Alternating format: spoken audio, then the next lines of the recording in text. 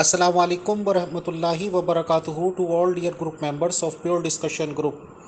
آج ہم استقبال کرتے ہیں، ویلکم کہتے ہیں۔ آج کا موضوع گفتگو ہے کہ پیور ڈسکشن گروپ کے ایک مسیحی ممبر جناب آصف پیٹر مسیح صاحب کے سورہ حج کی آیت کے متعلق سوال کا جواب دینا کہ نبی کی تمنا میں شیطان کچھ ملا دیتا ہے، اس سے کیا مراد ہے، اس کی وضاحت اور کلیریفیکیشن کرنے کی کوشش کریں گے محترم طارق چوہان صاحب۔ تو محترم طارق چوہان صاحب پلیز آئیں، ویلکم، اور بتائیں کہ اس ریگارڈنگ آپ کیا کہنا چاہتے ہیں۔ شکریہ، جزاک اللہ۔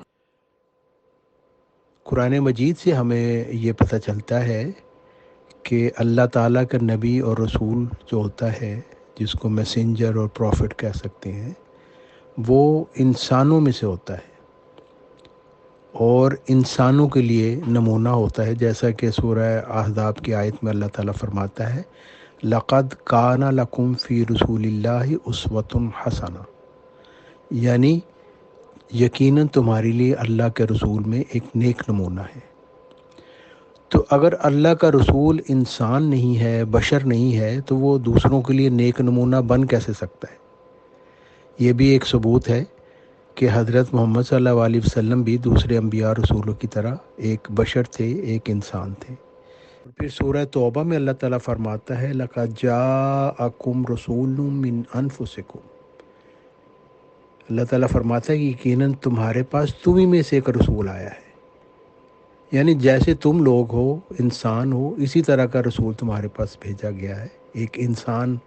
اللہ تعالیٰ کی طرف سے رسول بنا کر تمہارے پاس بھیجا گیا ہے۔ پھر یہ بھی فرما دیا گیا کہ اللہ تعالیٰ فرماتا ہے قُلْ إِنَّمَا أَنَا بَشْرٌ مِثْلُكُمْ يُوحَىٰ إِلَيَّ أَنَّمَا إِلَٰهُكُمْ إِلَٰهٌ وَاحِدٌ۔ اللہ تعالیٰ حضرت محمد صلی اللہ علیہ وسلم سے فرماتا ہے کہ کہہ دے کہ میں تو محض تمہاری طرح ایک بشر ہوں، ہاں فرق صرف یہ ہے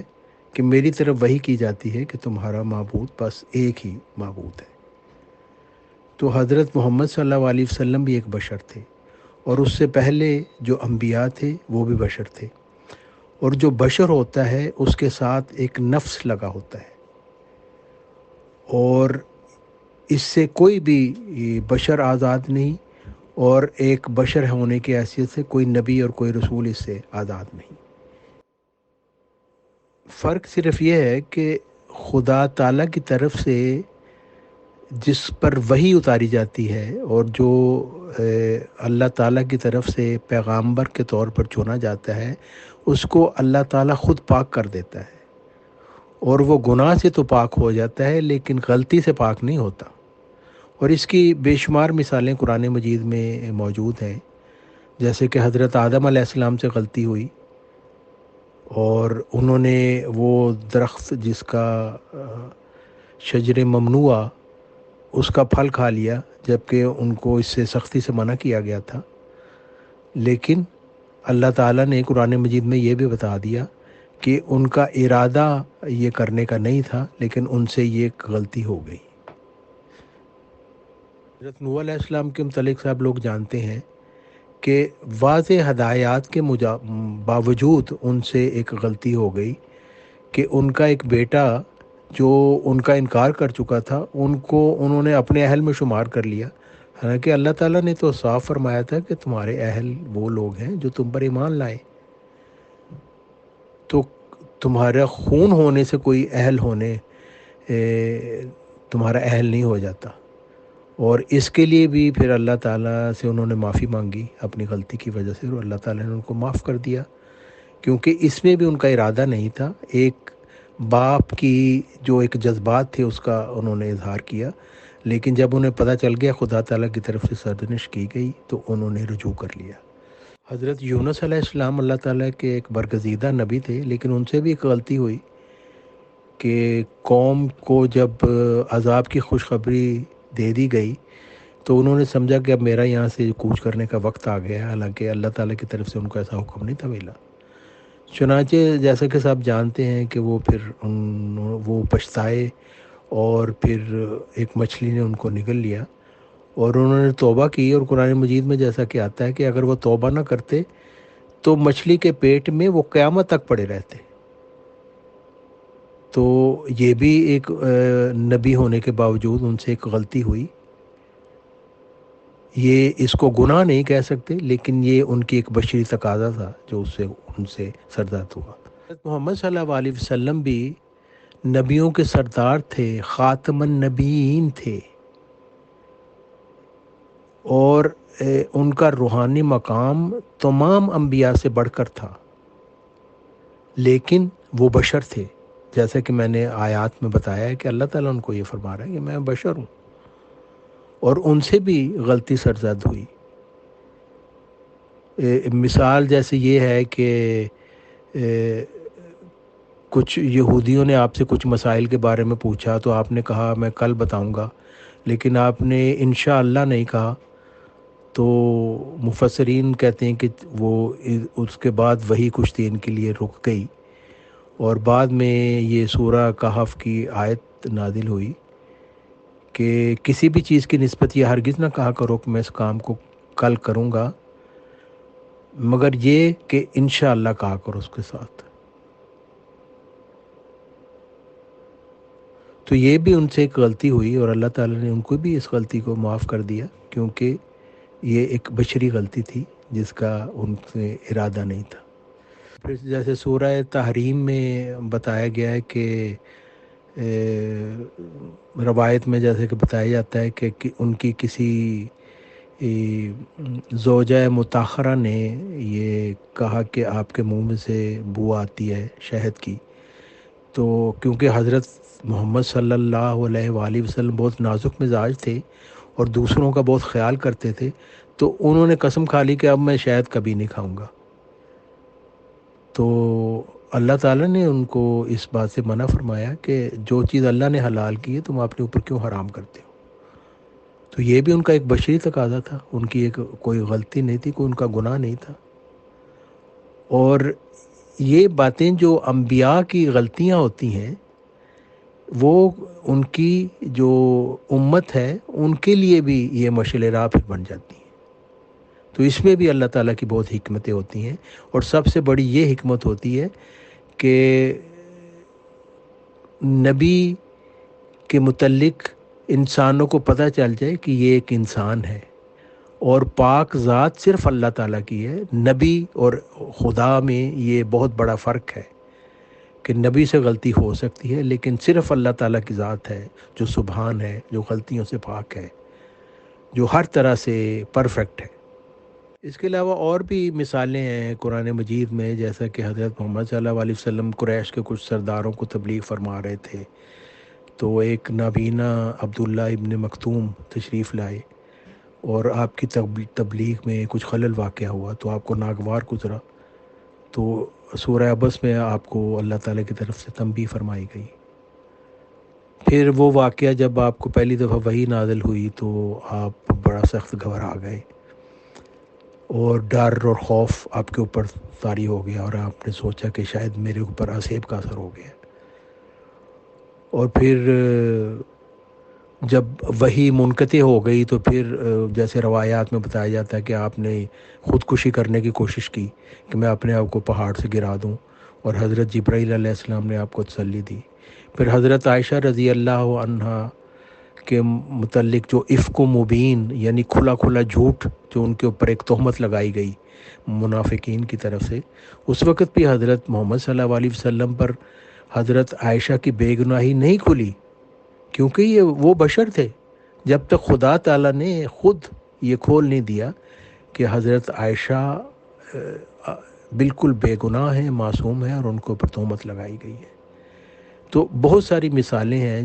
جس سے ظاہر ہوتا ہے کہ حضرت محمد صلی اللہ علیہ وسلم باوجود ہے کہ ان کا ایک اعلیٰ ترین روحانی مقام تھا، نبیوں کے سردار تھے، خاتم النبیین تھے، لیکن وہ ایک بشر تھے، اور بشری کمزوریاں ان میں تھیں، لیکن گناہ سے وہ پاک تھے کیونکہ اللہ تعالیٰ نے ان کو پاک کر دیا. اس کے متعلق بھی روایات میں جیسے بتایا جاتا ہے کہ جب وہ ابھی لڑک پن میں تھے تو ان کی عمر کے جو مکہ کے لڑکے تھے وہ جاتے تھے اپنا شغل وغیرہ کرنے کے لیے، تو ان کے دل میں بھی یہ خیال پیدا ہوا. تو پھر روایات میں آتا ہے کہ 6 دفعہ تقریباً آپ کا شک صدر کا واقعہ ہوا کہ فرشتوں نے آ کے آپ کے دل کو کھولا، سینے کو کھولا اور دل کو نکال کر اس کو دھویا، اس وجہ سے کہ آپ کو اللہ تعالیٰ نے پاک کرنا تھا اور آپ کو اپنی امت کے لیے ایک بہترین نمونہ بنانا تھا۔ اور نمونہ اسی صورت میں آپ بن سکتے تھے کہ آپ ایک بشر ہوتے۔ اگر بشر نہ ہوتے تو پھر انسانوں کے لیے کیسے نمونہ بن سکتے تھے؟ کیونکہ ہر شخص کہہ سکتا تھا وہ تو بشر ہی نہیں تھے، تو ہم تو بشر ہیں، ہم کیسے ان کے طریق کو ہم اس کے اوپر عمل کر سکتے ہیں؟ یہ تو ممکن ہی نہیں۔ لیکن اللہ تعالیٰ نے بار بار فرمایا کہ وہ بشر ہیں، لیکن تمہارے لیے ایک نمونہ ہے۔ پاک ان کو اللہ تعالیٰ نے کر دیا ہے، اور اگر تم چاہتے ہو کہ تمہیں پاک کیا جائے تو تم بھی اللہ تعالیٰ سے پاکیزگی مانگو اور تمہیں بھی ملے گی۔ قرآن مجید میں 3 دفعہ یہ آیت آئی ہے، کل انی اخاف ان عصیت ربی عذاب یوم عظیم، سورہ زمر، سورہ الانعام اور سورہ یونس میں، کہ اے نبی ان سے کہہ دے کہ میں تو خود اپنے لیے ڈرتا ہوں اس بڑے دن کے عذاب سے۔ یعنی خدا تعالیٰ کے فضل اور رحم کے بغیر انسان کوئی بھی نہیں بخشا جاتا، یہاں تک کہ حضرت محمد صلی اللہ علیہ وسلم اپنے متعلق بھی یہی کہہ رہے ہیں کہ میں بھی اللہ تعالیٰ کے فضل سے ہی بخشا جاؤں گا۔ جیسے کہ سورہ یونس میں اللہ تعالیٰ فرماتا ہے، جب انہیں ہماری روشن آیات پڑھ کر سنائی جاتی ہیں تو جو لوگ ہمارے ملنے کی امید نہیں رکھتے وہ کہہ دیتے ہیں کہ اے محمد صلی اللہ علیہ وسلم تو اس کے سوا کوئی اور قرآن لے آ،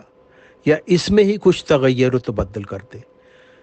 تو اللہ تعالیٰ فرماتا ہے کہ تو انہیں کہہ کہ یہ میرا کام نہیں کہ میں اس میں اپنی طرف سے کوئی تغیر و تبدل کر دوں، میں تو جو کچھ مجھ پر وحی سے حکم نازل کیا جاتا ہے اسی کی پیروی کرتا ہوں، اور اگر میں اپنے رب کی نافرمانی کروں تو میں ایک بڑے ہولناک دن کے عذاب سے ڈرتا ہوں کہ مجھے آ نہ پکڑے۔ تو یہ اللہ تعالیٰ کی طرف سے ان کو یہ حکم دیا کہ یہ ان کو کہے کہ میں تو خود ڈرتا ہوں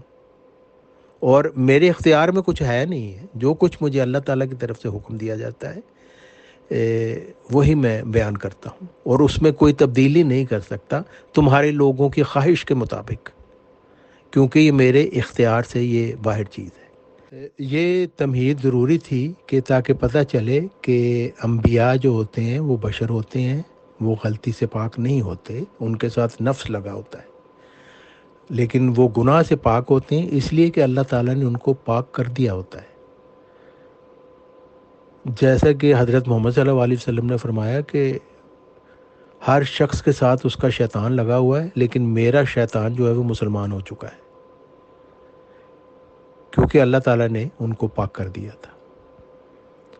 اور شیطان وہی ہے جو نفس انسان کے ساتھ لگا ہوا ہے، جیسا کہ قرآن مجید میں اللہ تعالیٰ فرماتا ہے کہ نفس امارہ جو ہے وہ انسان کو برائی کی طرف بلاتا رہتا ہے، لیکن انبیاء کو چونکہ اللہ تعالیٰ پاک کر دیتا ہے اس لیے ان میں یہ برائی نہیں رہتی، لیکن بشری غلطیاں اور کمزوریاں ان میں موجود رہتی ہیں، تاکہ انسان ان کے پیروکاروں کو پتہ چلے کہ یہ انسان یہ بشر ہی ہے اور خدا جو ہے صرف وہی غلطیوں سے پاک ہے۔ اب جو پیٹر مسیح صاحب نے جو سوال کیا ہے سورہ حج کی آیت کے متعلق، اس میں دیکھنے کہ اللہ تعالیٰ فرماتا کیا ہے۔ اللہ تعالیٰ فرماتا ہے سورہ حج کی آیت 53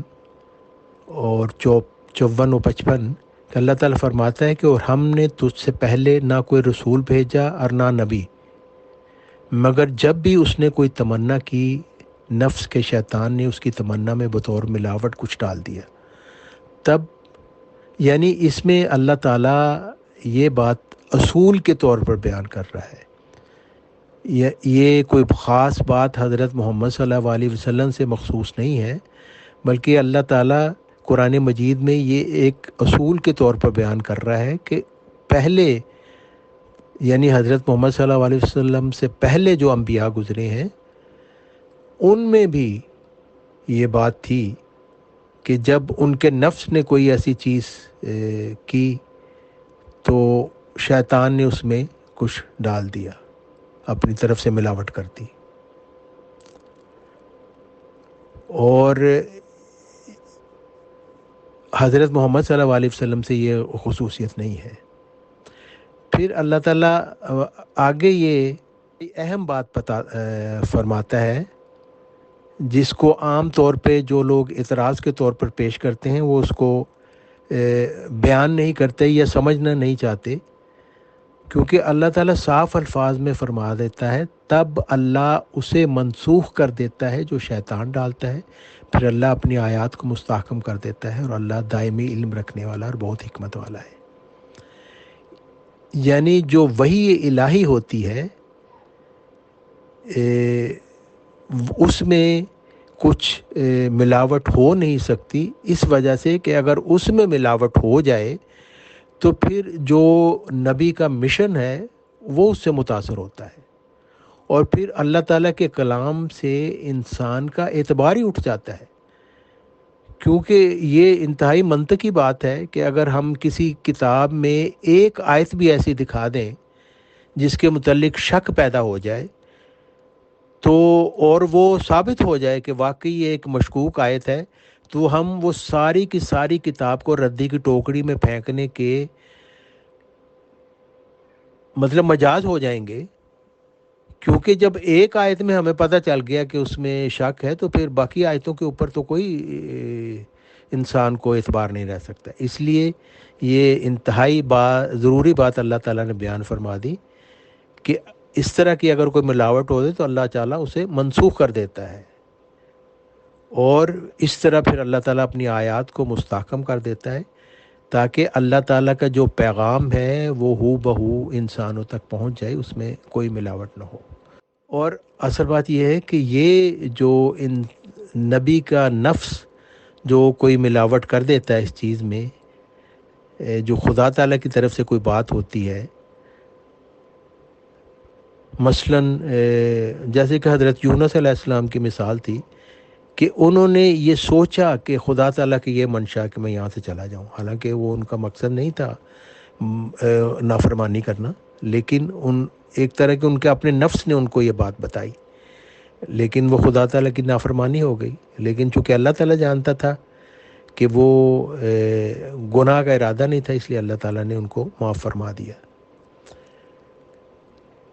اور پھر ایک اور بات اللہ تعالیٰ اس میں بیان فرماتا ہے اگلی آیت میں کہ ایسا کیوں ہوتا ہے، ایسا کیوں ہوتا ہے کہ نبی کا نفس اس میں کوئی ملاوٹ کر دیتا ہے۔ اللہ تعالیٰ فرماتا ہے یہ اس لیے ہے تاکہ وہ اسے جو شیطان اپنی طرف سے ڈالے صرف ان لوگوں کے لیے فتنہ بنا دے جن کے دلوں میں بیماری ہے اور جن کے دل سخت ہو چکے ہیں، اور یقیناً ظلم کرنے والے بہت دور کی مخالفت میں پڑے ہوئے ہیں۔ یعنی اللہ تعالیٰ کا اس سے ایک بہت مقصد ہوتا ہے، وہی جو نبی کے بھیجنے سے مقصد ہوتا ہے، خبیث کو طیب سے الگ کرنے کا۔ تو جب اس طرح کی کوئی بات ہوتی ہے، جب نبی سے کوئی اجتہادی غلطی ہوتی ہے بشری تقاضوں کے تحت، تو وہ جو کمزور ایمان والے ہوتے ہیں وہ جھڑ جاتے ہیں، وہ نبی کا ساتھ چھوڑ دیتے ہیں، وہ اس کو بنیاد بنا لیتے ہیں کہ دیکھیں جی یہ اس کو تو یہاں پہ اس سے غلطی ہو گئی۔ اور یہ بھی اللہ تعالیٰ کے اس سے ایک مقصد ہوتا ہے کہ بشری کمزوری جو نبی سے سرزد ہوتی ہے اس کا یہ ایک بڑا اہم ترین مقصد یہ ہوتا ہے کہ وہ لوگ جن کے دلوں میں کجی ہے، جن کے دلوں میں بیماری ہے، جن کے دل سخت ہو چکے ہیں، جن کے دل میں راسخ نہیں ہوا، ان کو اللہ تعالیٰ الگ کر کے دکھا دے، اور وہ ان کو ایک بہانہ مل جاتا ہے، اور وہ مومنین کی جماعت سے علیحدہ ہو کر مومنین کی جماعت دوبارہ پھر پاک ہو جاتی ہے۔ پھر مزید اللہ تعالیٰ بیان کرتے ہوئے فرماتا ہے کہ اور یہ اس لیے ہے تاکہ وہ لوگ جنہیں علم عطا کیا گیا جان لیں کہ یہ تیرے رب کی طرف سے حق ہے، پس وہ اس پر ایمان لائیں۔ یعنی مومنین کے لیے ایک طرح کی یہ ان کے ایمان کو زیادہ کرنے کے لیے بھی ہوتا ہے۔ جو جن کے دل میں کجی ہوتی ہے وہ چھوڑ جاتے ہیں، اور جو مومنین جو پکے ہوتے ہیں اپنے بات میں، ان کے دل کو پھر تسکین اس سے ملتی ہے کہ جب وہ دیکھتے ہیں کہ یہ جو غلطی بظاہر نبی سے سرزد ہوئی ہے وہ ایک بشری کمزوری تھی، اور خدا تعالیٰ اب بھی اس کے ساتھ ہے، تو ان کے دل مضبوطی پکڑتے ہیں۔ جو عام یہاں پہ ڈسکشن ہوتی رہی اس میں غلط قسم کی اس کی تفسیر بیان کی گئی، جس میں یہ کہا گیا کہ نہیں یہ نبی کے متعلق نہیں ہے، بلکہ یہ ان لوگوں کے متعلق ہے، مکفرین کے متعلق، مشرکین کے متعلق، ان کے دل میں یہ بات پیدا ہو جاتی ہے۔ حالانکہ ایسی بات نہیں، یہ حضرت محمد صلی اللہ علیہ وسلم کے متعلق اور تمام انبیاء کے متعلق اللہ تعالیٰ نے ایک اصولی بات بیان کی ہے، کیونکہ وہ بشر ہوتے ہیں، ان کے ساتھ نفس لگا ہوتا ہے، اور جس کی مثالیں میں نے قرآن شریف میں اکثر جگہ ہیں جو میں نے بیان بھی کی ہیں، اور ان سے اس طرح کی غلطی جو بشری کمزوری ہوتی ہے وہ سرزد ہوتی ہے۔ اچھا، اس آیت سے جو وہ سلمان رشدی نے اس کے متعلق سیٹینک ورسز لکھیں، وہ ان کا بھی اس سے تعلق ہے۔ یہ جو سیٹینک ورسز ہیں اصل میں یہ کوئی سلمان رشدی کی اپنی یہ کوئی ایجاد نہیں ہے، یہ تو ایک ولیم میور تھا جس نے یہ جو اصطلاح تھی ایجاد کی تھی، اور یہ اصل میں جو مفسرین ہیں، مسلمانوں کے مفسرین، انہوں نے یہ روایات بیان کی ہیں، جس کو پھر بعد میں سیٹینک ورسز کے نام سے پھر اس نے کتاب بھی لکھی۔ لیکن اصل بات ہے کہ سلمان رشدی جو ہے وہ تو حضرت محمد صلی اللہ علیہ وسلم کا بھی دشمن ہے، اسلام کا بھی دشمن ہے۔ تو یہ جو دشمن حق ہوتے ہیں، ان کا ایک ہی طریقے سے طریقہ واردات ہوتا ہے ہمیشہ سے، کہ یہ تھوڑا سا سچ بول کے زیادہ تر جھوٹ اس کے ساتھ ملا دیتے ہیں اور سارے کو اپنا سچ بناتے ہیں۔ ڈاکٹر سیمی سیمسن جو عیسائی ہے، وہ حضرت محمد صلی اللہ علیہ وسلم کے متعلق بد زبانی کرتا ہے،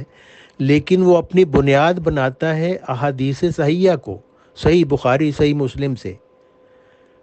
اور بظاہر یہ لگتا ہے جس نے وہ باتیں نہیں پڑھی ہوئی، ان پر غور نہیں کیا، وہ سمجھے گا کہ یہ تو صحیح بخاری میں لکھا ہے، یہ صحیح مسلم میں لکھا ہوا ہے۔ لیکن وہ حدیث تو صحیح بیان کرتا ہے، لیکن اس کے اوپر جو اپنی ایکسپلینیشن کرتا ہے، اس سے وہ پتہ چلتا ہے کہ وہ منکر حق ہے۔ اور یہی بات یہ سارے گالی باز مسلمان حضرت مرزا غلام محمد علیہ السلام کے متعلق کرتے ہیں۔ یہ کہتے ہیں دیکھیں جی انہوں نے یہ تحریر ان کی یہ ہے، انہوں نے یہ لکھا ہے، لیکن اس کا جو مطلب یہ لوگ نکالتے ہیں ڈاکٹر سیمی سیمسن کی طرح، وہ وہی ہے منکرین حق کا طریق۔ اور جیسا کہ سلمان رشدی نے کیا کہ غلط مفہوم اس کا نکالا اور اس کے اوپر پھر نئی کہانیاں بنا لی اور ان کو سچ قرار دینے کی کوشش کی، کیونکہ وہ کہتے ہیں جی یہ بنیاد تو وہی ہے جو آپ کے مفسرین نے لکھی ہے۔ تو اس کا حال یہی تھا کہ سلمان رشدی کو قتل کرنے کی بجائے اس کو اس کے متعلق بیان کیا جاتا ان باتوں کو، اور ان کی تردید کی جاتی اور دلائل سے ان کی باتوں کو رد کیا جاتا، کیونکہ قرآن مجید میں کہیں نہیں ہے کہ کوئی مخالف اگر تمہارے متعلق کچھ کہے تو جا کے اس کو قتل کر دو۔ لیکن گالی باز مسلمان چونکہ دین اور دنیا سے بالکل عاری ہو چکے ہیں، عقل و فہم سے عاری ہو چکے ہیں، قرآن مجید کی تعلیم کو چھوڑ چکے ہیں، اس لیے یہ اس طرح کی حرکتیں کرتے ہیں۔ اللہ تعالیٰ ان کو ہدایت دے۔ یہ جو قصہ غرانیق جس کو ہم کہتے ہیں، وہ بھی یہ انہی سورہ حج کی آیات سے وہ ان کو منسلک کرتے ہیں جو منکرین حق ہیں، اور وہ کہتے ہیں کہ سورہ نجم کی جو آیات اتریں تو اس کے متعلق پھر کچھ روایات بنائی گئی ہیں جو جن کے بنانے والے مخالف اسلام نہیں ہیں بلکہ خود مسلمان ہیں، مسلمان مفسرین ہیں، اور اصل میں سب سے زیادہ نقصان مسلمان مفسرین نے ہی اسلام کو پہنچایا ہے، اور جو غیر مسلم ہیں، منکرین حق ہیں، انہوں نے اسی کو پھر بنیاد بنا کر پھر نئی نئی کہانیاں پیدا کی ہیں۔ ایک روایت یہ ہے کہ امام طبری نے بھی اس کو لکھا ہے اپنے، اور کہ حضرت محمد صلی اللہ علیہ وسلم مشرکین میں تھے بیٹھے ہوئے، اور انہوں نے سورہ نجم کی آیات کی تلاوت کی تو ابلیس نے یعنی شیطان نے بآواز بلند کچھ شیطانی آیات کا ان میں اضافہ کر دیا، اور روایت میں یہ ہے کہ جی یہ شیطان کی یہ آواز صرف مشرکین نے سنی اور مومنین کے کانوں میں شیطان کی آواز نہیں آئی۔ تو جب حضرت محمد صلی اللہ علیہ وسلم نے، کیونکہ یہ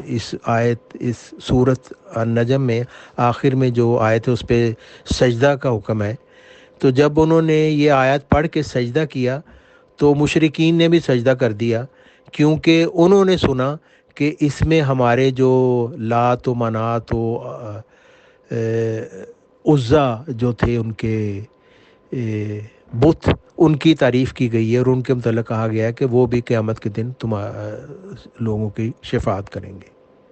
ایک اور روایت ہے جو بلکہ بہت مشہور امام ابن تیمیہ نے بھی لکھی ہے، اس میں یہ ہے کہ حضرت محمد صلی اللہ علیہ وسلم سورہ نجم کی آیات کی تلاوت کر رہے تھے تو ان کے کان میں شیطان نے یہ شیطانی آیات ڈال دیں، اور آپ صلی اللہ علیہ وسلم کو نعوذ باللہ دھوکہ ہو گیا کہ یہ شیطان نہیں بلکہ حضرت جبرائیل علیہ السلام ہے، اور نتیجہ میں آپ نے یہ شیطانی آیات بھی تلاوت کر دیں۔ مگر نماز کے بعد جب جبرائیل تشریف لائے اور دریافت کیا کہ یہ 2 آیات آپ نے کیوں تلاوت کی، تو آپ صلی اللہ علیہ وسلم نے کہا کیونکہ تم نے مجھے یہ آیات سنائی۔ تو حضرت جبرائیل علیہ السلام نے بتایا کہ نہیں، میں نے تو یہ آیات نہیں کہیں، یہ تو ابلیس کی طرف سے تھی۔ تو یہ سن کر آپ صلی اللہ علیہ وسلم بڑے رنجیدہ ہوئے اور ان آیات کو پھر منسوخ کیا اور ان کو مطلب قرآن مجید سے نکال دیا۔ اور اس کی مثال ایسے ہی ہے جیسے جب حضرت موسیٰ علیہ السلام کے سامنے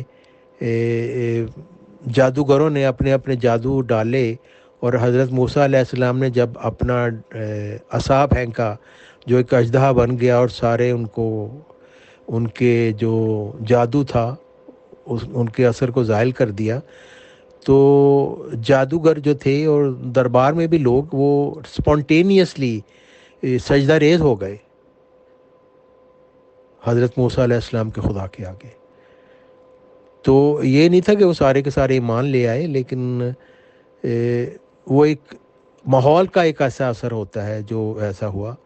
لیکن چونکہ مفسرین نے اس کے متعلق غلط روایات بیان کی، مسلمان مفسرین نے،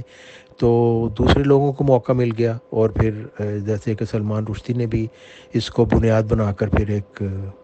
کتاب بھی لکھ دی، اور جس میں حضرت محمد صلی اللہ علیہ وسلم کے متعلق بھی بدزبانی کی گئی۔ بس یہ ان آیات کی یہ تفصیل ہے۔ شیطانی آیات یا سیٹینک ورسز کا کوئی وجود نہیں تھا، یہ سب کی بعد میں بنائی ہوئی باتیں ہیں، بلکہ اس میں تو مشرکین شامل ہیں جنہوں نے یہ باتیں گھڑیں، پھر سینہ بسینہ آگے چلتی گئیں، اور کچھ مسلمان مفسرین نے بھی اس کو بیان کر دیا، اور پھر جو دشمن تھے اسلام کے ان کو موقع مل گیا اس کے متعلق مطلب مختلف قسم کی اسپیکولیشن کا۔ تو پیٹر مسیح صاحب کو میں یہی کہوں گا کہ یہ جو آیت انہوں نے سورہ حج کی پیش کی ہے اس میں یہی بات بیان کی گئی ہے کہ نبی جو ہوتا ہے وہ انسان ہوتا ہے، بشر ہوتا ہے، اس سے کمزوری ہو سکتی ہے، لیکن اللہ تعالیٰ کی طرف سے جو وحی ہوتی ہے اس میں کوئی کمزوری نہیں ہوتی، وہ پاک اور شفاف ہوتی ہے۔ اور یہ اس لیے بھی ضروری ہے تاکہ جیسے قرآن مجید اب قیامت تک کے لیے ہے، اور اس میں قرآن مجید بار بار اپنے قارئین کو اور مخالفین کو یہ چیلنج کرتا ہے کہ اس میں کوئی تضاد نکال کے دکھاؤ اور ایسی کوئی صورت لے کے آؤ، اور یہ بات قرآن مجید کہہ نہیں تھا سکتا، اللہ تعالیٰ یہ بات فرما نہیں تھا سکتا اگر یہ کلام خدا تعالیٰ کی طرف سے نہ ہوتا اور انسانی سوچ اور انسانی غلطیوں سے پاک نہ ہوتا، کیونکہ صرف خدا کا کلام ہے جو ہر طرح کا پاک ہے، تضادات سے پاک ہے، اور جس کی آیات روشن آیات ہیں، اور جس کے بطن بے شمار ہیں جو اپنے اپنے وقت پہ ظاہر ہوتے ہیں۔ لیکن انسانی کلام میں ایسی بات نہیں ہوتی، اور یہ بہت بڑا ثبوت ہے کہ قرآن مجید اللہ تعالیٰ کے منہ بولے الفاظ ہیں، اور خالص طور پر اللہ تعالیٰ کی وحی ہے جس میں کوئی ملاوٹ نہیں ہے۔ محترم طارق چوہان صاحب، بہت بہت شکریہ، بہت جزاک اللہ، آپ نے اپنے پوائنٹس رکھے، اور میری ناقص عقل تو یہی کہہ پا رہی ہے کہ آپ نے تمام ہی باتوں کو پیٹر مسیح صاحب کی تسلیم قم کر دیا ہے کہ جی ہاں، نبی جب وہی کرتے ہیں تو شیطان بھی ہوتا ہے، اس کی چلتی بھی ہے، پورا پاورفل ہوتا ہے، اور پھر آیتوں کو منسوخ کیا جاتا ہے یا قرآن شریف سے نکال دیا جاتا ہے۔ تو مطلب کل ملا کے یہ ہو گیا کہ ہمارے حضرت شیطان ابلیس علیہ السلام کل بھی پاورفل تھے، آج بھی پاورفل ہیں، اور ہمیشہ قیامت تک رہیں گے زندہ و جاوید شکل میں سر۔ اور اگر یہی سب کچھ ہونا ہے، آپ نے یہ بھی کہا کہ یہ باتیں حضور محمد صلی اللہ علیہ وسلم سے پہلے نبیوں تک تو بالکل تھیں کہ شیطان اس طرح کر دیتا تھا، پھر آپ نے یہ بھی کہا کہ رسول صاحب ان چیزوں سے پاک ہیں۔ پھر ہم قرآن شریف کی اس آیت کا کیا کریں گے جس میں کہتے ہیں کہ نبی اپنی طرف سے کچھ نہیں بولتا؟ تو اس کا مطلب یہ ہے کہ جو 1,24,000 سے ایک کم نبی آئے تھے، انہوں نے سب نے اپنی طرف سے بولا یا اپنی طرف سے سب کچھ کیا کہ ایسے ایسے معاملات ہیں، شیطان انکلوڈ ہو گیا، صرف رسول اسلام صاحب ہی باقی رہ گئے اس میں؟ تو اگر رسول اسلام صاحب ہی رہ گئے تو پھر مطلب اس کے بعد رہ گئے تھے تو ان کا تو دل صاف کرنا پڑا تھا۔ دل کا آپریشن کیا اللہ تعالیٰ نے، تو اگر اللہ تعالیٰ دل کا آپریشن نہ کرتا پھر تو وہ پتہ نہیں کیسے بندے رہتے سر۔ کل ملا کے ان شارٹ، کیا آپ کی باتوں سے یہ نہیں لگتا کہ ہاں جو اعتراض اٹھایا گیا ہے وہ ایک طرح سے بالکل صحیح ہے، اور ایک عجیب و غریب کشمکش کہہ لیجئے یا عجیب و غریب تاثر چلا جاتا ہے نبیوں کا آپ کی باتیں سننے کے بعد؟ آپ کچھ کہنا چاہتے ہیں تو کہیں، ادروائز انشاءاللہ ہم اوپن موڈ کر دیتے ہیں، جیسا بھی کچھ ہوگا ممبرز سمجھ لیں گے اور جان لیں گے۔ شکریہ۔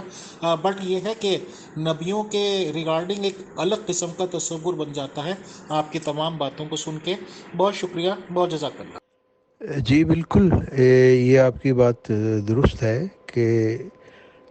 اللہ تعالیٰ ہی صرف پاک کرنے والا ہے، اور نبی جو ہوتا ہے وہ اللہ تعالیٰ کے ہاتھ سے ہی پاک ہوتا ہے، وہ خود کچھ نہیں ہوتا، اور یہ بات قرآن مجید میں بار بار کہی گئی ہے۔ اب جیسے اللہ تعالیٰ صاف فرماتا ہے قرآن مجید میں سورہ الحاقہ میں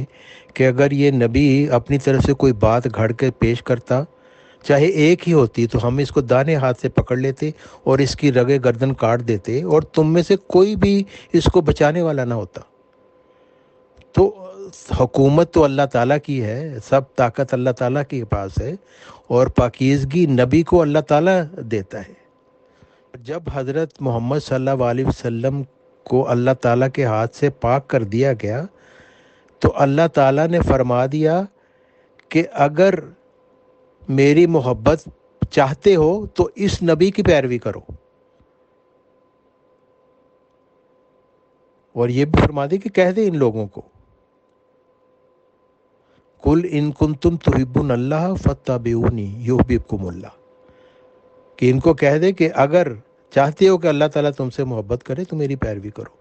تو یہ ہوتا ہے جب خدا تعالیٰ کسی کو پاک کر دیتا ہے تو پھر اس کو ایک راستہ بنا دیتا ہے اپنی طرف آنے کا، اور یہی انبیاء کے ساتھ ہوتا ہے، اور حضرت محمد صلی اللہ علیہ وسلم کا یہی تھا کہ ایک عظیم خلق پر ان کو قائم کیا گیا، کیونکہ انہوں نے اسوہ حسنہ بننا تھا تمام اپنی امت کے لیے اور تمام دنیا کے لیے، اور یہ کام اللہ تعالیٰ نے ان کو پاک کرنے سے کیا، ورنہ انسان کی تو کچھ حیثیت نہیں ہے۔ بشر کے لحاظ سے تو تمام انبیاء میں کمزوریاں ہوتی ہیں، بشری کمزوریاں،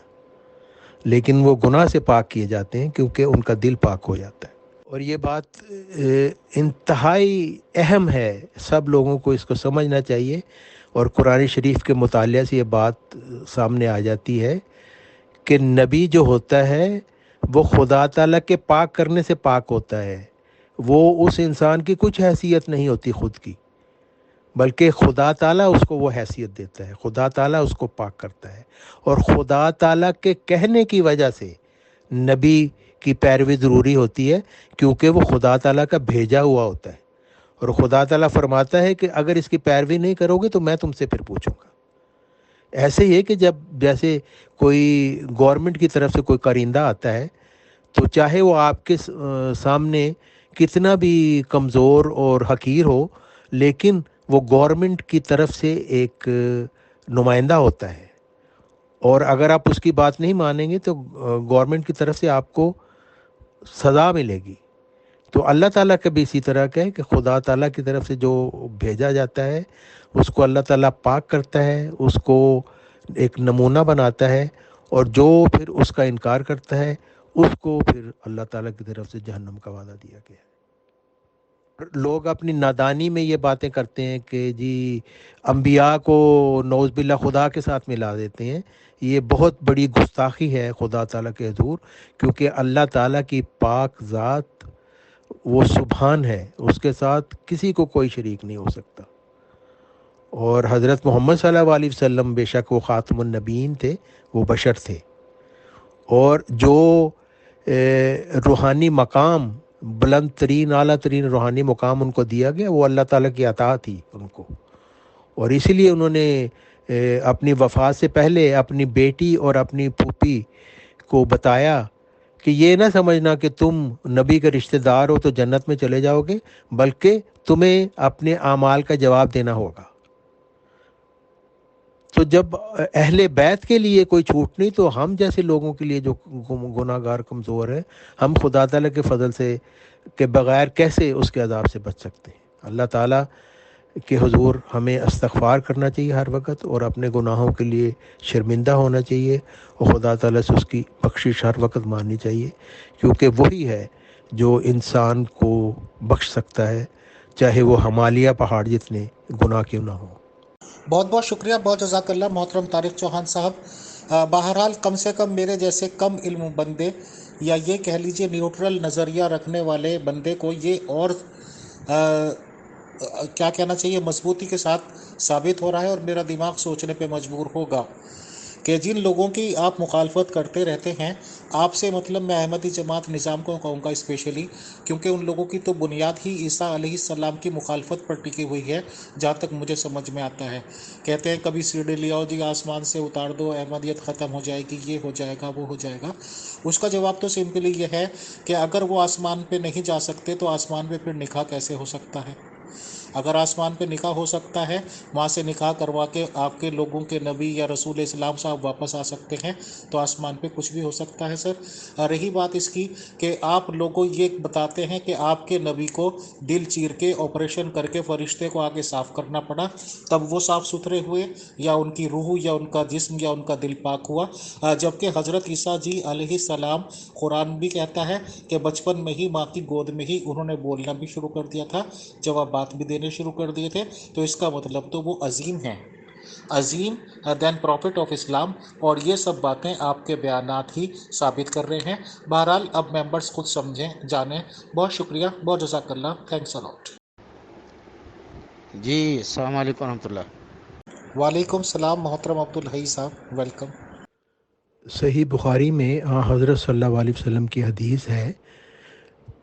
کہ ہر پیدا ہونے والے بچے کو بوقت ولادت شیطان مس کرتا ہے،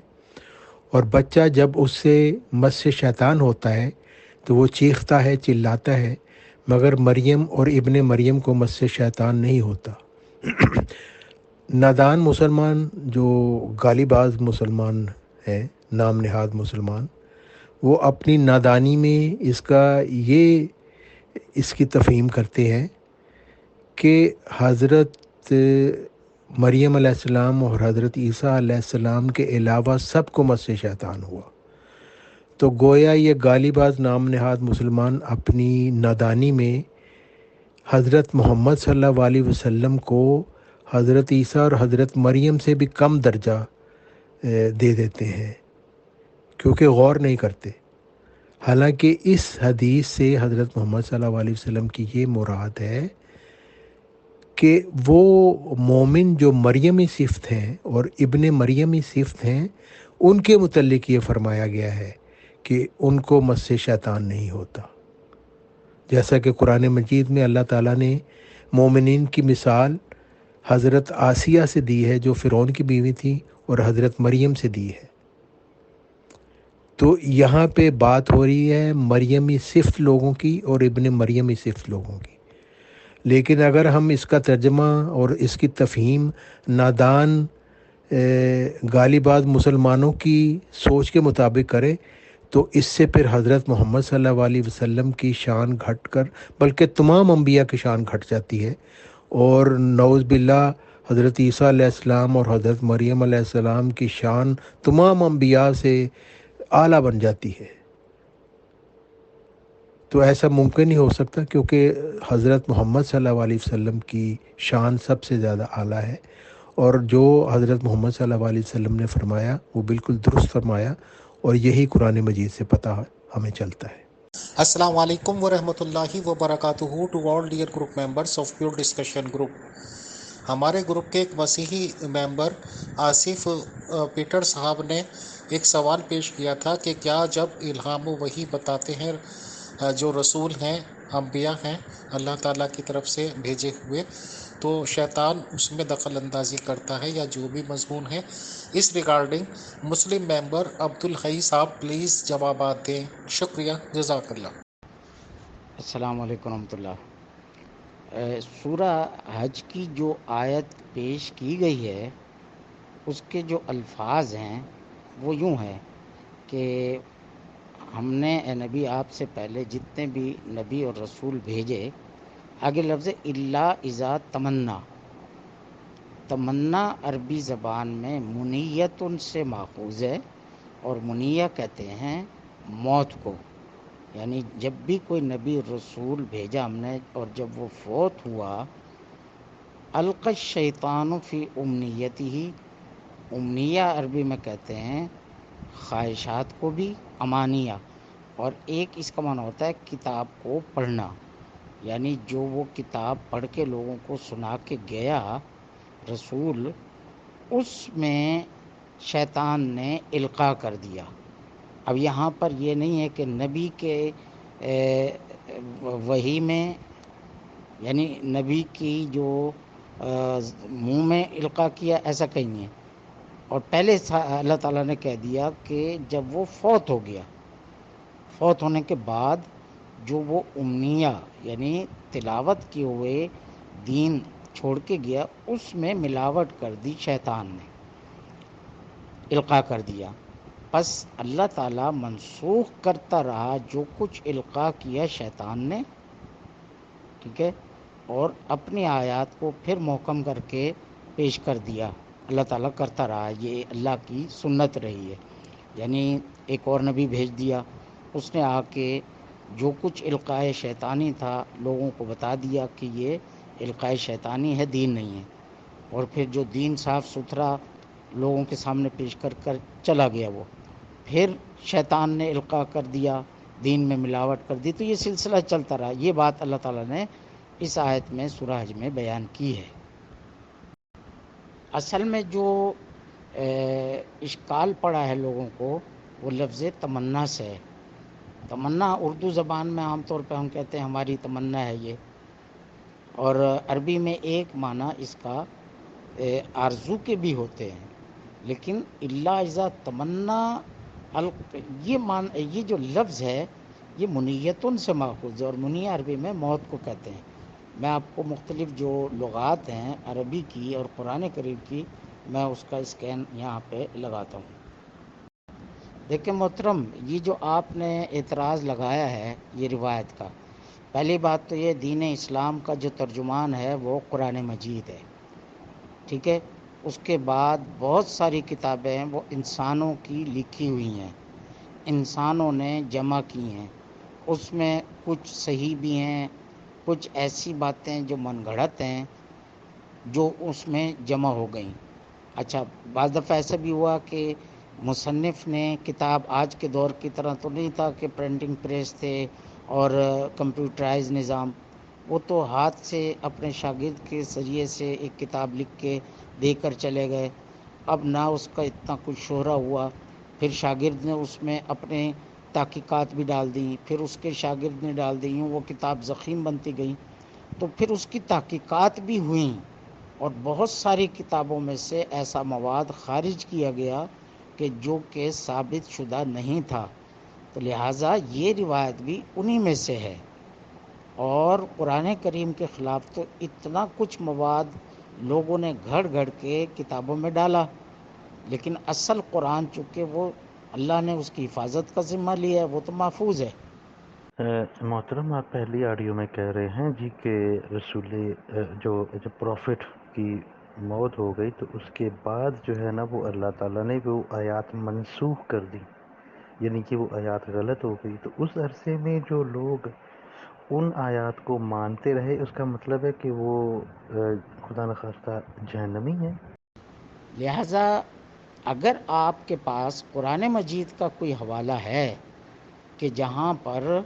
جو یہ روایت آپ پیش کر رہے ہیں، سورہ نجم بھی موجود ہے قرآن کریم میں، وہاں آپ دکھا دیں کہ کہاں پہ شیطان نے القاء کیا اور پھر سجدہ کر دیا کافروں نے بھی، اور نبی صلی اللہ علیہ وسلم کو پھر یہ شک شبہ پیدا ہوا کہ شاید جبریل نے یہ سب کچھ کہا ہے۔ ایسا کچھ نہیں لکھا ہوا قرآن مجید میں۔ قرآن کریم میں تو تردید کی گئی ہے ان کے بتوں کی۔ افرأیتم اللات والعزی ومناۃ الثالثۃ الاخری، اللہ تعالیٰ نے کہا کہ ایک طرف تو اللہ کا تعارف ہے، وہ اللہ جو اتنی عظمتوں والا، اور دوسری طرف یہ لات منات اور عزا تم لیے پھرتے ہو جن کو تم اپنے ہاتھوں سے تراشتے ہو، ان کا کیا کردار اور رول ہے دنیا کے اندر؟ تو اللہ تعالیٰ نے تو یہ نفی کی ہے۔ قرآن مجید کے الفاظ ہیں فَيَنْسَخُ اللَّهُ مَا يُلْقِي الشَّيْطَانُ، شیطان کے القاء کو اللہ تعالیٰ منسوخ کا معنی ہوتا ہے اس کو نکال دینا، واضح کر دینا کہ یہ اس میں شامل نہیں تھا، یہ بعد میں لوگوں نے ڈالا۔ دیکھیں، میں نے آپ کو بتایا ہے کہ کتابوں میں لوگوں نے تحقیق کر کے واضح کیا ہے کہ اس میں فلاں چیز جو ہے وہ بعد میں لوگوں نے داخل کر دی، اور جو اصل مصنف نے کتاب لکھی تھی وہ یہ باتیں تھیں، ٹھیک ہے؟ تو اس کے لیے اصول اور قواعد مقرر ہیں، اور اس کی بنیاد پہ تحقیقات ہوئی ہیں کتابوں میں، اور بہت سا مواد نکالا گیا ہے کہ جو کہ بعد میں اس میں داخل کیا گیا۔ محترم، اللہ تعالیٰ نے جو ذمہ لیا ہے وہ قرآن مجید کا لیا ہے۔ قرآن مجید میں اللہ تعالیٰ نے فرمایا انا نحن نزلنا الذکر و انا لہ لحافظون، الذکر قرآن کریم کو کہا گیا ہے، ٹھیک ہے؟ تو اس کا ذمہ اللہ تعالیٰ نے لیا ہے، اور اس کے الفاظ جو نازل ہوئے تھے اسی طرح سے محفوظ ہے آج تک۔ پھر جو کتب روایات ہیں اس کی تحقیقات کی ہیں علامہ ناصر الدین البانی صاحب نے، تو انہوں نے صحیح اور ضعیف کے نام سے الگ الگ کتابیں کر دیں۔ صحیح ابن ماجہ الگ کر دی، صحیح ابو داؤد انہوں نے الگ کر دی، صحیح سنن نسائی الگ کر دی، اور ضعیف کو الگ کر دیا۔ اور یہ سلسلہ ابھی بھی جاری ہے تحقیقات کا ان کتاب، اس لیے کہ لوگوں نے تو بہت کتابیں لکھی ہیں، لیکن جو صحیح اصل ترجمان ہے قرآن اسلام کا وہ قرآن مجید ہے۔ محترم، میں نے قرآن مجید کا کہا ہے کہ قرآن مجید کی حفاظت کا ذمہ اللہ تعالیٰ نے لیا ہے، لہٰذا ہم یہ ایمان رکھتے ہیں قرآن کریم میں نہ کوئی چیز داخل کی گئی اور نہ ہی اس سے کوئی چیز کم کی گئی۔ اور پھر تاریخ ثابت کرتی ہے کہ جو قرآن مجید 1400 سال سے چلا آ رہا ہے وہ ایک ہی ہے، اس میں کوئی رد و بدل نہیں ہوا۔ دیکھیں، دوسری بات یہ ہے قرآن مجید میں اللہ تعالیٰ نے سورہ حق میں فرمایا ہے کہ وَلَوْ تَقَوَّلَ عَلَيْنَا بَعْضَ الْأَقَاوِيلِ، اگر یہ رسول اپنی طرف سے کچھ باتیں بھی کہہ دیتا تو ہم اس کے دائیں ہاتھ کو پکڑ لیتے، پھر اس کی اشارہ کو کاٹ دیتے۔ اچھا، اب جو روایت پیش کر رہے ہیں آپ، اس میں تو یہی لکھا ہوا ہے کہ رسول کی زبان سے یہ الفاظ ادا ہوئے، ٹھیک ہے؟ تو یہ تو تضاد آ جاتا ہے قرآن کریم میں، تو پتہ چلا یہ روایت قرآن کے بھی خلاف ہے اور جھوٹ ہے۔ السلام علیکم ورحمۃ اللہ وبرکاتہ to all dear group members of pure discussion group. مسیحی ممبر آصف پیٹر صاحب کے سوال کے جواب میں محترم عبدالحی صاحب جو کہ ایک مسلم ممبر ہیں انہوں نے جوابات دیے، اور یہ کہا کہ قرآن شریف کے تراجم میں یا قرآن شریف میں جو بھی لکھا ہوا ہے اس میں کوئی چینجنگ نہیں، اور اس میں ان دا اینڈ پیٹر مسیح صاحب نے ایک سنن ابو داؤد کی حدیث پیش کی، اور اس میں یہ لکھا ہوا ہے کہ وہ صحیح بھی ہے۔ اور محترم عبدل حی صاحب سمجھانے کی کوشش کر رہے ہیں کہ بہت سی روایت ایسی ہیں ویسی ہیں، اور اس کا مطلب یہ ہے، اور میں تو اس نتیجے میں پہنچتا ہوں کہ مسلمانوں کی مجبوری یہ ہے کہ وہ حدیثوں کی کتابوں کو بھی کنڈیم نہیں کر سکتے، ان کو جلانے کی نہیں سوچ سکتے، بلکہ گستاخی کریں گے تو ان پہ شاید قتل و غارت گری ہو جائے آپس میں۔ اور حدیثیں ہی وجہ بنی ہیں آج تک جو بھی غیر مسلم سے الزامات لگائے، اور یہ کہ یا بڑی بڑی کتابیں لکھی گئیں، تو حدیثوں کو نہ ان سے اگلتے بنتا ہے نہ نگلتے بنتا ہے، اور یہ حدیثیں ہی ذمہ دار ہیں سب چیزوں کے لیے۔ اب یہ مسلمانوں کے لیے سوچنے اور سمجھنے کا مقام ہے کہ وہ یہ سوچیں کہ حدیثوں کو ساتھ لے کے چلنا ہے یا یہ کہ اونلی قرآن۔ بہت شکریہ، بہت جزاک اللہ۔